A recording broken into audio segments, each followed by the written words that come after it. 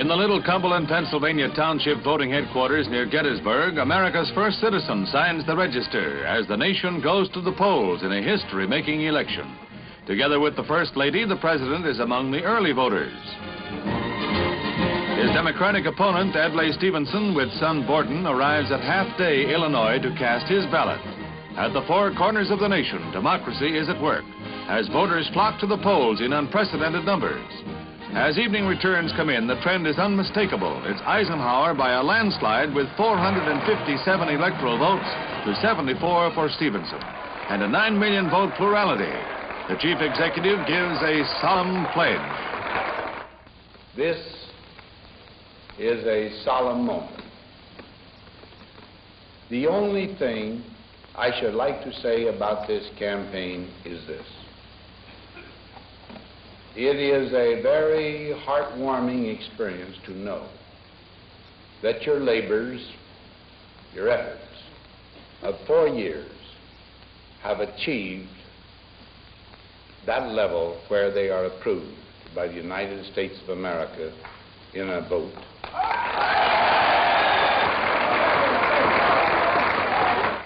With whatever talents the good God has given me, with whatever strength there is within me, I will continue, and so will my associates, to do just one thing: to work for 168 million Americans here at home and for peace in the world.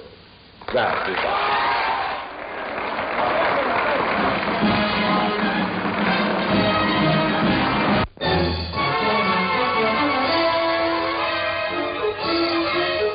This is the death of liberty in Budapest. Encircled by units from 15 Red Armored divisions that have poured into Hungary, patriots fight to the last ditch as they attempt to eradicate hated Soviet books and flags before being ground under the iron heel of Russian juggernauts or being exiled into Siberia. While there is still time, thousands, both military and civilians, stream toward the Austrian border and the freedom they have bought so dearly. More than 10,000 succeed in reaching the haven, carrying with them the pathetic remnants of belongings they have been able to see, of uprooting and horror and armed oppression.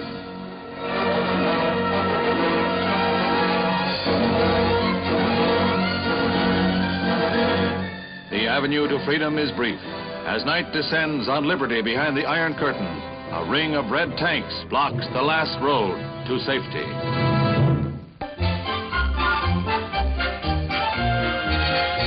The last of the Hiroshima maidens depart for home after a year and a half of plastic surgery in this country, which diminished but could not remove the scars they bore from the Hiroshima atom bomb. Living reminders of the horror wrought by the atom bomb in its first use against civilians, they say now that their sacrifice was worth it, if only the atom is never again used in war.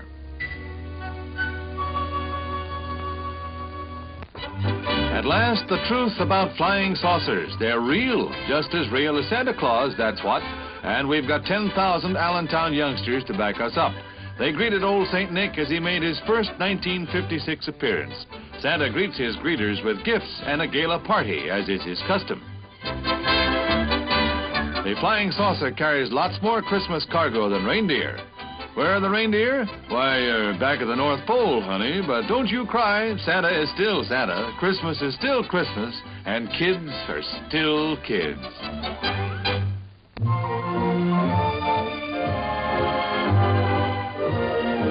Right up to the minute, both in transportation and in dress, the first ski birds of the season migrate to the Bear Mountain Inn, hopeful of snow.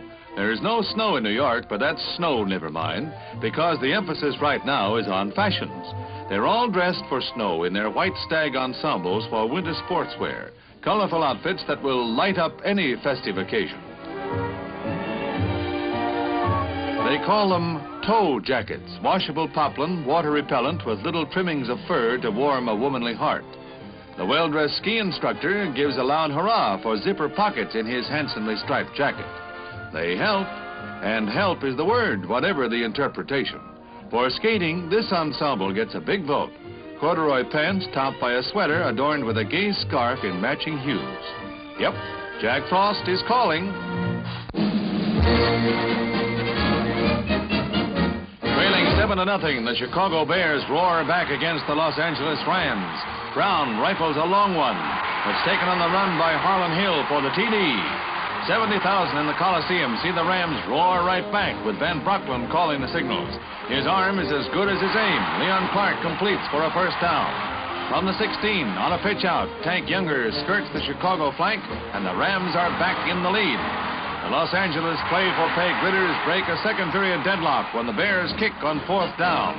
From his own 24, Bill Sherman picks up speed and blockers. Oh, what blocking he gets, and streaks down the sidelines.